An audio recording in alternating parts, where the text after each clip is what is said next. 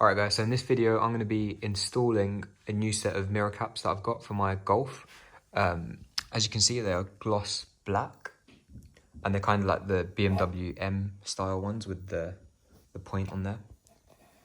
I picked these up off of eBay for like £24-ish, I think.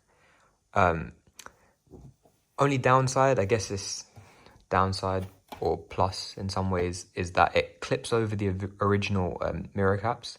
So it's not one where you remove and replace. You put double-sided tape, which I've got here. I've got some strong 3M mounting tape. And it just literally clips right over the existing mirror. So it'll be interesting to see if it stays on, if it falls off. Hopefully it doesn't. But yeah. I did see in this corner here, I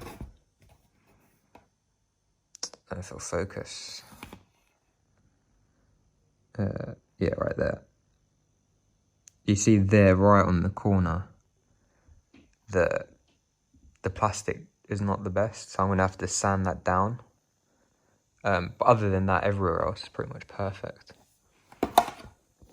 So I'll sand that down and then stick some tape in there and see what happens.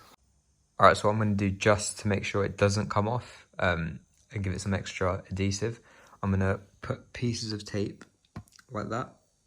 So small pieces, I'm going to just put it in between the existing ones that came on there. Scatter it all over and hopefully that should be enough to stop it from falling off.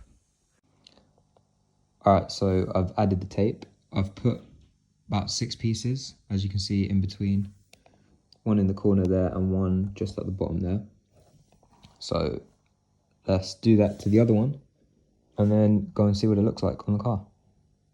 Alright, so the first thing to do is use some water and a microfiber and just wipe clean the whole surface, like marks like that. Oh, wipe all of it that side.